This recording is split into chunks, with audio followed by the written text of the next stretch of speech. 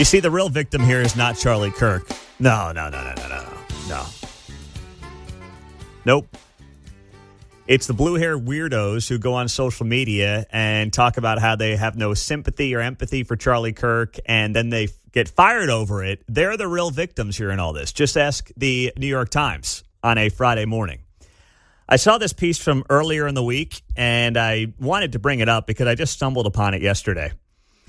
Headline, she was fired for a comment on her private Facebook account. So right away, the headline there from the New York Times insinuates this is the real victim.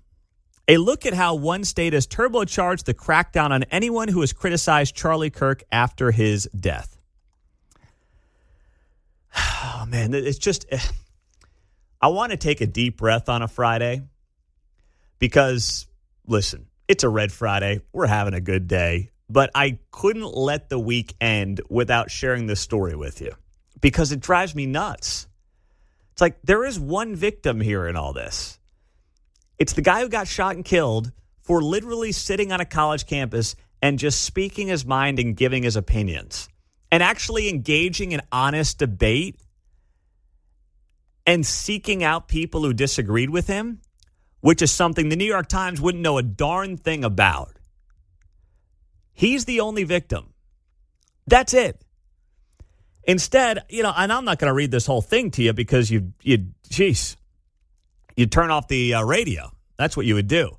But this multi-thousand-word piece on this person no one knows in Indiana who woke up one day and got fired because she wrote some nasty things about Charlie Kirk on her social media. And even the way it's framed, her private Facebook.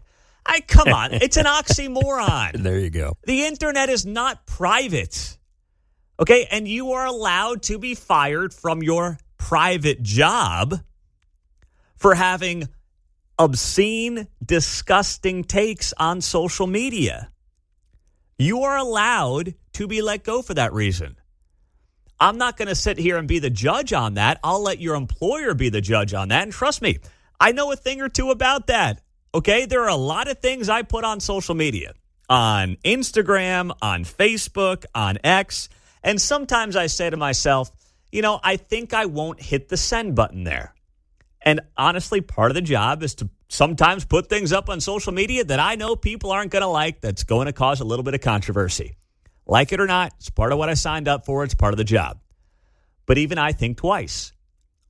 You have to. That's called being a responsible adult. So they're right here. This woman, Susan Swerick, an employee at Ball State University in Indiana, woke up to a cascade of missed calls, texts, and voicemail messages from numbers she didn't know. She says they were calling me names, threatening my job. It was awful. I texted my supervisor. I said, I think we have a situation here. The lady discovered that the barrage stemmed from something she posted on Facebook the day before.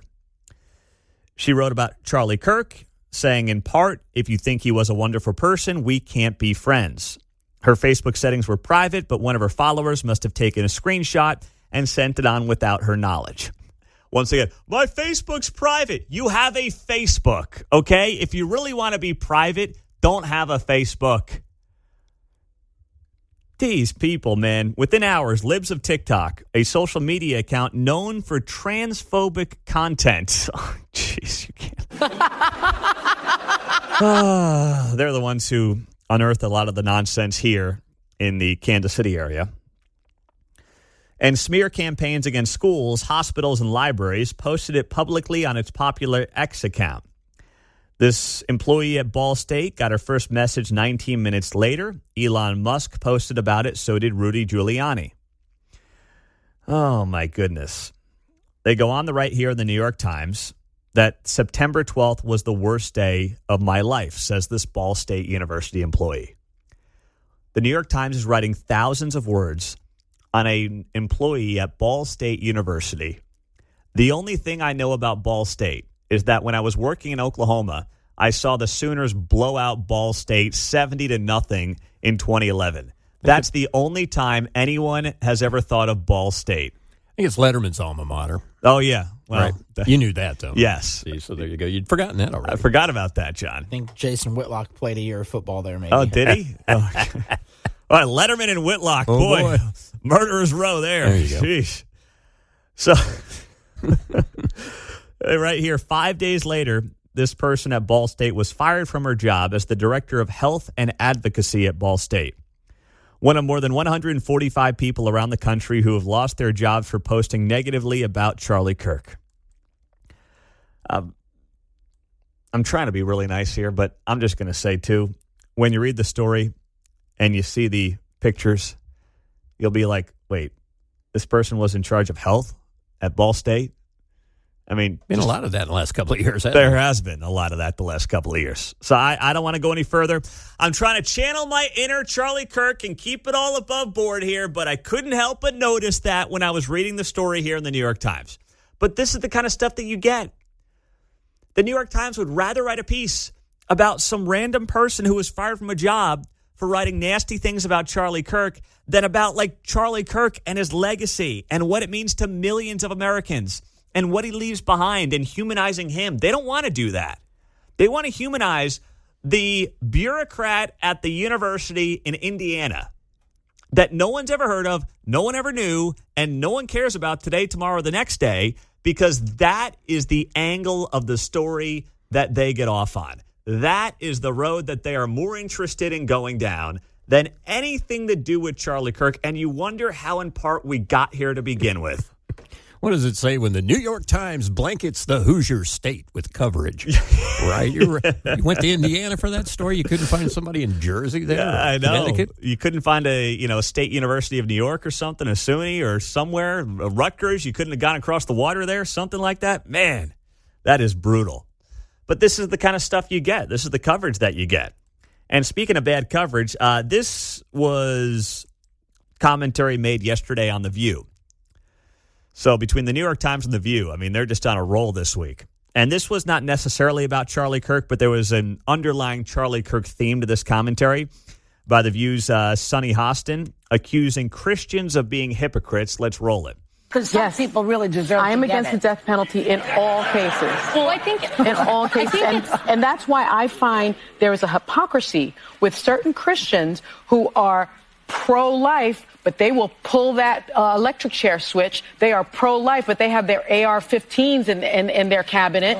They are pro-life, but they don't mind immigrant families being torn from each other. They are pro-life, but they don't care about little children's subsidies being taken away from them. That is not pro-life. I was just going to say, I'm Protestant. She's a real beauty. That's Sonny Hostin on The View yesterday. This is what happens when you take debate out of the public high schools. Yeah. There's such a wealth of adolescent intellect on that show. Yeah, there is. That's a nice way to put it there, John. So, first off, an AR-15 has never hurt anybody. Have people used weapons to hurt people? Yeah, since the beginning of mankind. So that right there, that narrative blown up real fast. She goes on to say they don't mind immigrant families being torn from each other. No, remember how this worked, okay? You have policies right now around illegal immigration that is more about protecting American citizens, protecting the American taxpayer. And what this administration is doing on that front is saying to people, hey, if you're here illegally, you can either take your family with you, or if they want to stay, I guess they can stay if they're born here. But, that's up to you. Is that tearing families apart, or is that somebody making a conscious decision to leave their family because they have broken American laws? And we're allowed to have laws around immigration in this country. Listen, I'm not going to sit here and pretend I'm a Bible expert. I'm not. I listen every Sunday. I want to learn. I'm reading more every week. I'm learning more every week. But it's a lifelong process. But when people corrupt some of the scripture and they say things like, well, Jesus wouldn't want to have countries with borders and laws and things like that. There is no evidence of that. And then the death penalty, that one always, brings up some controversy. But as I was looking through some of this last night, you go to Genesis 9:6, whoever sheds the blood of the man, by man shall his blood be shed. Some interpret that as basically being pro-death penalty. Now, some people will argue and make the case that with Jesus in the New Testament, you should be against the death penalty. and that Jesus obviously was more about mercy, forgiveness, compassion, loving one's enemies. All that is true. But as Erica Kirk said in the wake of her husband's assassination 3 weeks ago now, she forgives, but she also is not going to get in the way of the government determining what the fate should be for her husband's killer. And I love that approach from Erica Kirk. The approach of, I will forgive personally. And that was an amazing moment when she got up there in front of the world and did that a couple of weeks ago. But still opening up the door and saying, I will let the government decide what ultimately should happen to this person. I just know that in my heart, I will forgive him. And those things can be separate and in many ways should be separate. Daryl, go ahead. You're on KCMO. What's up, my man? Hey, I just want to make sure you stay accurate and correct.